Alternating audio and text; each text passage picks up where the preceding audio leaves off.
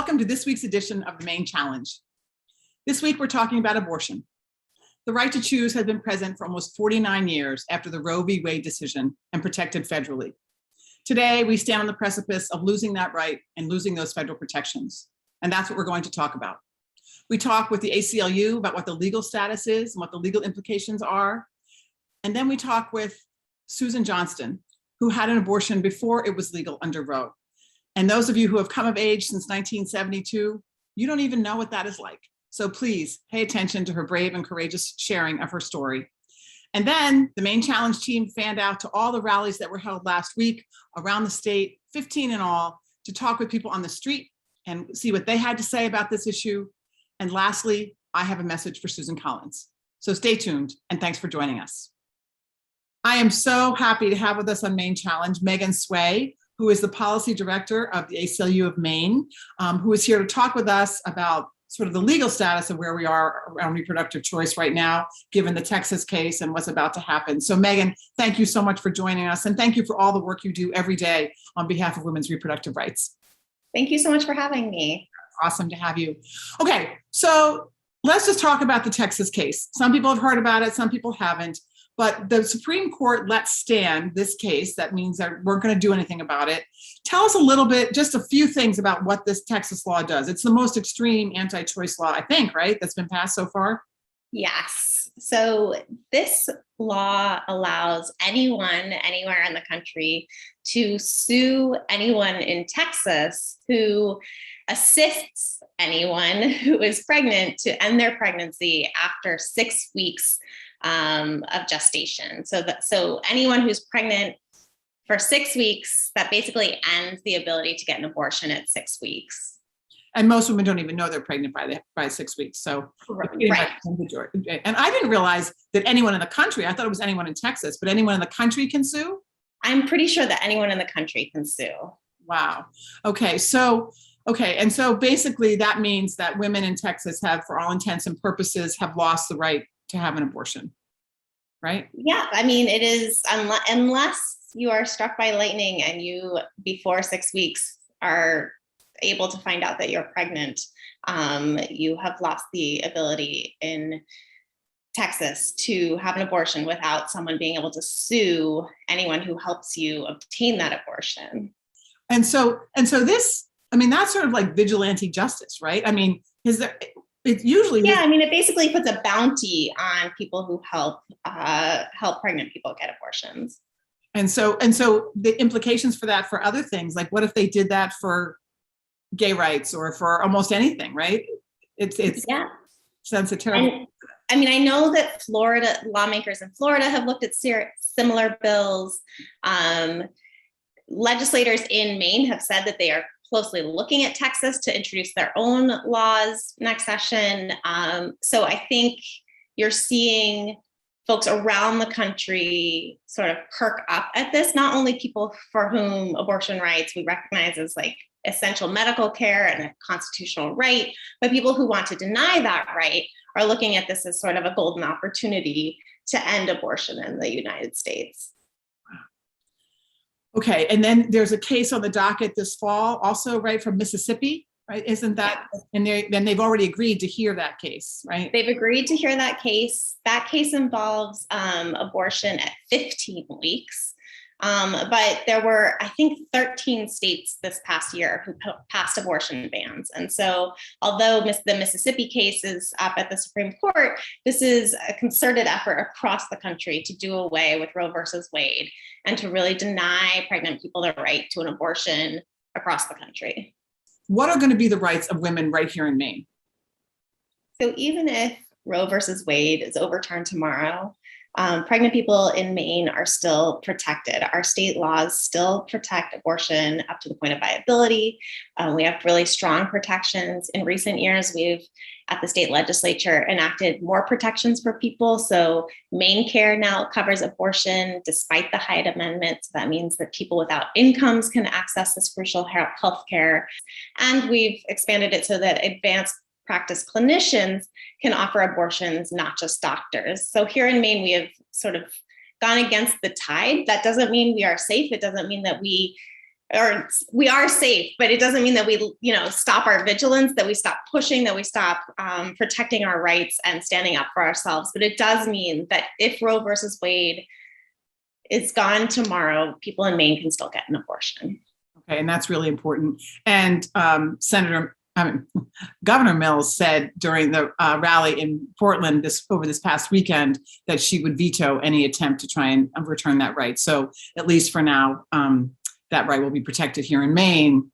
But as you said, we have to remain vigilant because that's not guaranteed. And then there's no federal protection.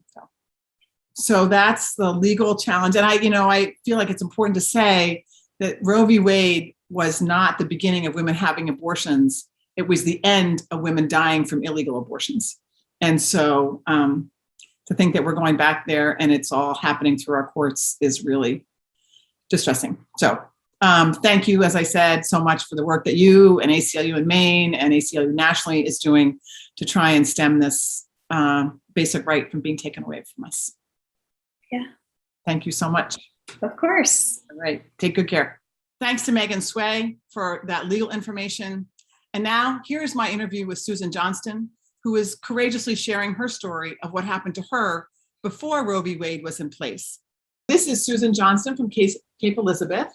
And Susan has agreed to be with us today to talk about something that she has been courageous and caring enough to share over the years, actually, that I've known you. You've had to share this story many times. And I just want to say, first, I want to apologize that we are in a situation politically where it's necessary for you to share this story again, because I know it's not a fun one and it's not one that we love to talk about. But I am really grateful for you to share your story with us. So thank you for being with us. So, Susan, I know that you have testified before the legislature, and I've heard you speak about your experience of having to access abortion services before they were legal, before Roe v. Wade. And I just wondered if you could talk a little bit with us. There's so many people, so many women now born and come of age since 1972 who don't know about what that was like and what that could have been like, or what added issues there are. So I wondered if you might share your story with us. Sure. Well, Betsy, first of all, thank you for having me. I think it's great you're doing this, and I hope lots of people get to see it. I also am truly sad and angry that I have to tell this story again. It wasn't a fun story to begin with, and it hasn't gotten any better over the years. And I keep thinking, maybe this is it. Maybe this is it. Maybe we are in a place now where women will be protected, not from that they need to be protected, but that our rights will be protected. That's what I mean to say, as women, as girls and as women. And so my story is, I'm old. This is the first thing. So there aren't a lot of us left, in a way, who went through this. So I was 17 when basically my world turned upside down. That was in 1963, which is long before Roe v. Wade.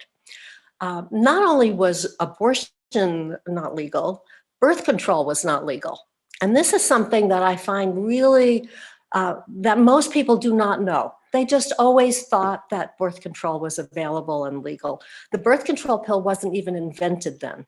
So what was available in terms of birth control were condoms. Mm-hmm. And you had to go to the drugstore and buy condoms. Well, what 17-year-old girl is going to go to the drugstore? All the pharmacists were men, for one thing, and ask for a condom. I mean, this is just, it's not. And most of them were local, right? And so your parents, right. Everybody knew the pharmacy. Everybody would know. Yeah, everybody would know. And this was already so loaded if you were thinking about having sex at that age, unmarried, in high school. Where would you go? So I got pregnant. I had a steady boyfriend, and we got pregnant, and there we were. And he was again. I was 17.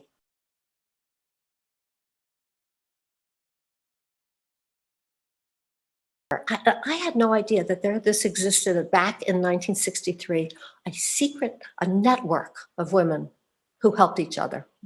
And my mother went to a neighbor and said that she was pregnant because it was too shameful to have a teenage daughter who was pregnant, And the woman knew someone who knew someone who knew someone. It was like this trail. And they came up with the name of a doctor in Pennsylvania who would perform abortions. And the story then had been that because his daughter had died. I later found out that that is not true. His name was Robert Spencer. I only found this out about a year ago. I had no idea of his name or where he was. And I found it out because there was an editorial in the Los Angeles Times that I happened to read about a writer whose girlfriend who had a botched abortion and had tried to see Dr. Spencer. And he described the street in Pennsylvania and the town and all this. And I thought, oh my gosh, this is where I went. And I had blanked out any memory of the whole experience. And so then I went to see, so then my father drove me to Dr. Spencer, and it was one of those little town, a coal mining town, and he'd been there for years, and there were so many poor people, and he did abortions because the women all had 4 and 5 children already and couldn't manage. And he felt like he would help, that this is what they needed, and so that's what he did. And he was also the regular family doctor in town. Right. He did both. He did everything. And when I went there, I don't remember, I didn't remember anything about it except that I said to him, will you promise me that I can have children someday?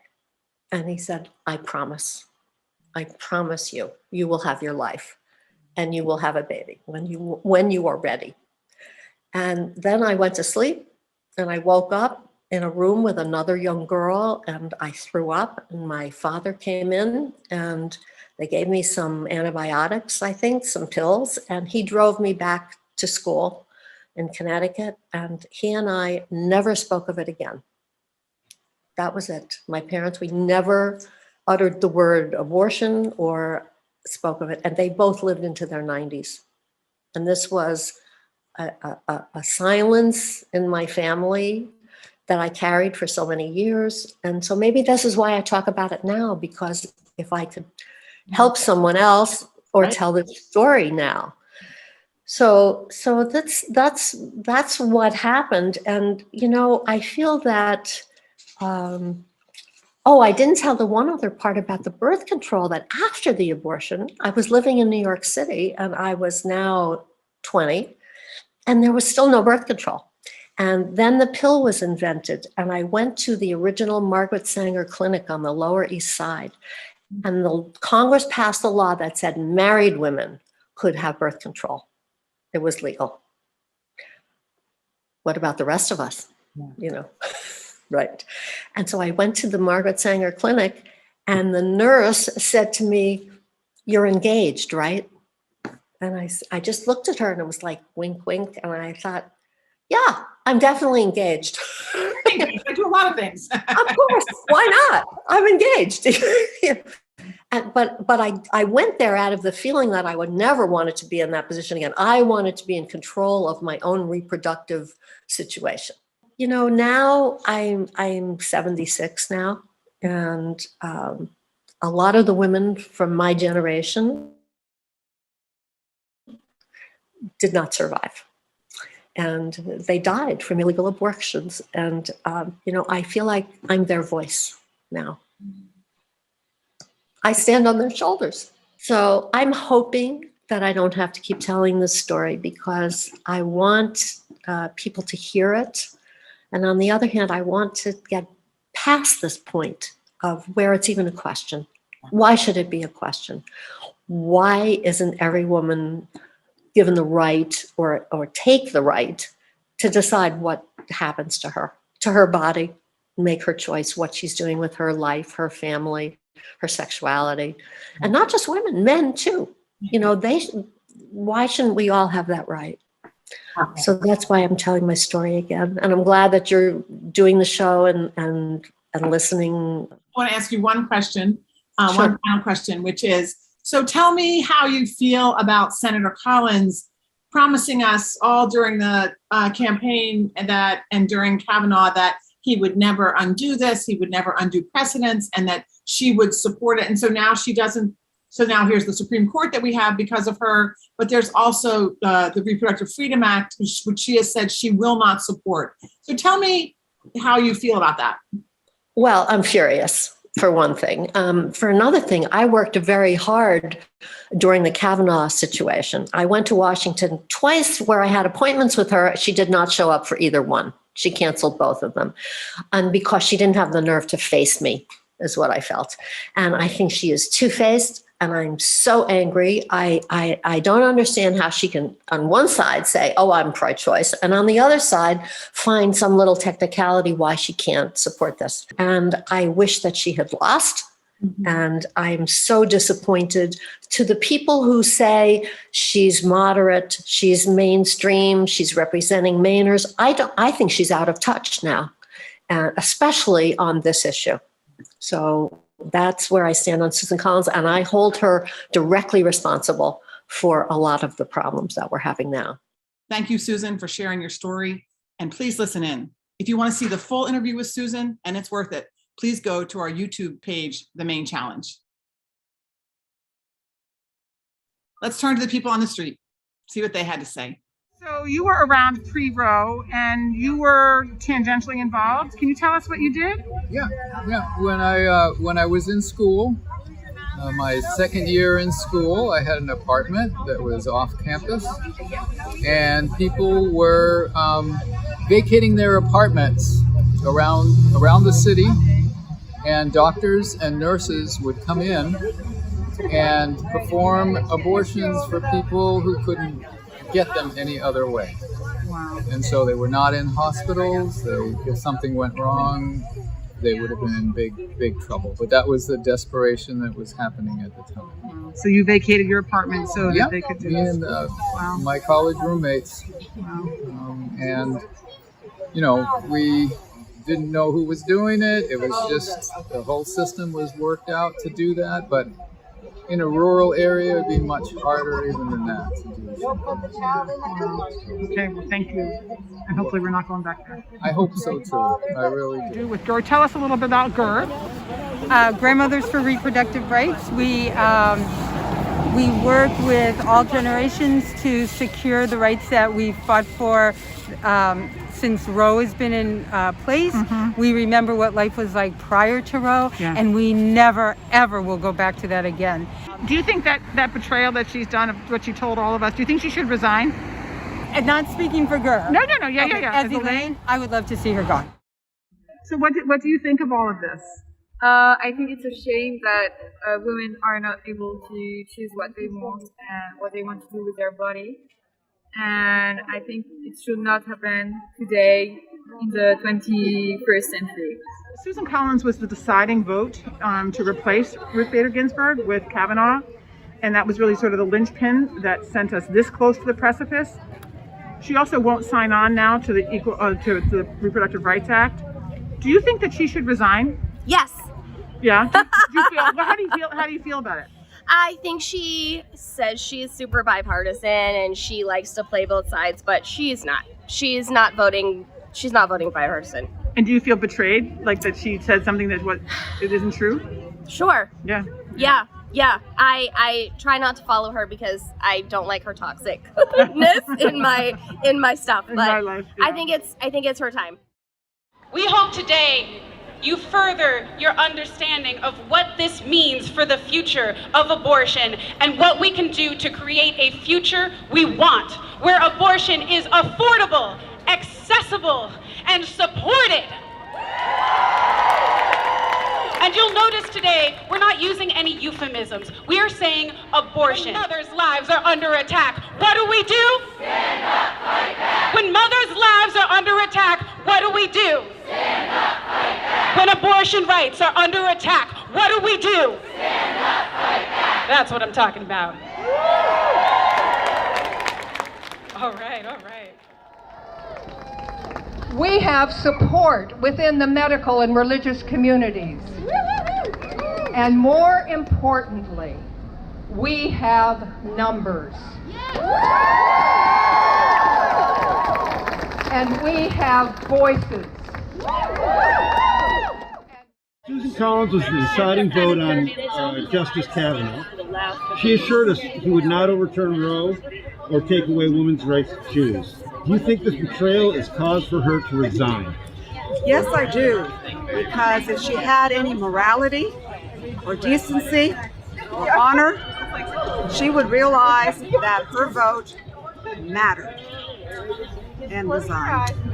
So I do think it's cause for her to resign, because now we've lost her trust, and as women we're supposed to support each other and empower each other and uplift and protect each other. Here's a question. Susan Collins, as you know, Yep. was the deciding vote on Justice Kavanaugh. Yes. She assured that he would not overturn Roe or take away women's rights to choose. Do you think this betrayal is cause for her to resign? You know, I think so Olivia and I, as medical students, are both applying to professions where we want to be future healthcare providers who provide abortions. And so we were extremely disappointed by her decision to elect Kavanaugh. It is an attack on a woman's right to autonomy, and it definitely does not make me feel comfortable that I will have the opportunity in the future to appropriately counsel my patient on what's the best health choice for them, because Kavanaugh might overturn something that is the kind of medicine I need to provide for a patient. Yeah. Right. Absolutely, and I totally agree with what Laura said. And in addition, the vote that just happened in Texas is just serving as a precedent for some states that might also follow.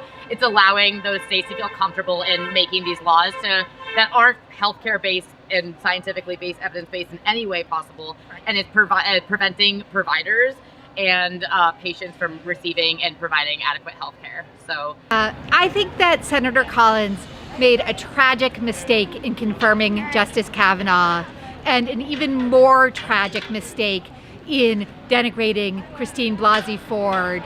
And for that, she has lost all legitimacy as a representative of Maine people. It is time for Senator Collins to acknowledge that mistake and step aside for a new generation of leaders who will believe survivors and work to create a future where everybody can be safe and thrive. Our ability to create life has been turned against us. It has been used to snatch the control of our bodies from us.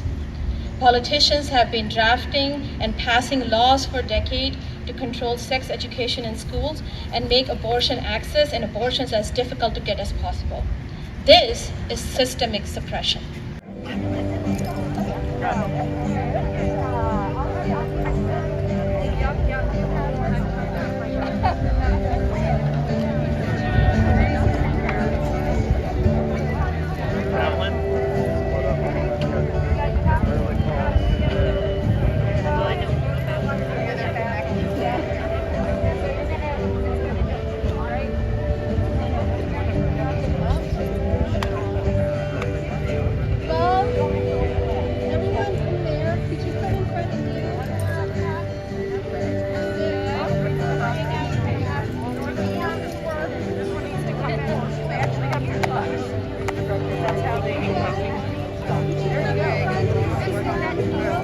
And lastly, in this week's Sounds Off, I have a message for Senator Susan Collins. I remember the afternoon almost 3 years ago to the day, standing in front of my TV in the living room, standing because I was too nervous to sit, waiting to hear the verdict. How was Senator Susan Collins going to vote on the Brett Kavanaugh nomination? Then she took to the floor of the Senate and spent 45 minutes in her tan suit telling us exactly what we had all feared. She was going to vote in favor of Brett Kavanaugh. Her singular vote was going to change the balance of the United States Supreme Court. Gut punch delivered, gut punch received. All the months and years of women bearing their souls to tell the stories of their illegal botched abortions, of their illegal abortions to save their families, of wearing paper bags over their heads in Mexico to make sure that the authorities couldn't force to tell them where they had gone or who had done the procedure. The tales of sexual abuse of other college-age beer-guzzling men. 230 Maine attorneys who wrote to her warning that if she voted for Brett Kavanaugh, these federal protections for a woman's right to choose would likely be overturned. It all had meant nothing to her. But no, she assured us, She heard our stories, she heard our concerns, but she knew things we didn't know. She had talked to Brett. He told her that he would not overturn court precedent, that he would not change the course of history around women's reproductive rights. He promised her, and she promised us. But here we are. He and the Supreme Court allowed the Texas law that for all practical purposes bans abortion, even in the cases of rape and incest, to stand. And they are poised to hear a case from Mississippi that will seal the deal. The US House acted swiftly to pass the Women's Health Protection Act to at least codify Roe in federal statute. But guess what? Collins says she won't vote for that either. Gut punch number 2 delivered, received. The freedom to choose is fundamental. It determines everything in our lives. Without it, there is no equality, no justice. And in poll after poll, the overwhelming majority of Mainers, of all genders, of all parties, of all ages, believe so. Senator Collins, thousands of Mainers, men and women, voted for you last time because they believed you meant what you said. They believed it was good to have a pro-choice, moderate Republican in the Republican Party. But you lied to us. You have betrayed that trust and your own integrity. It is time for you to go. Resign now.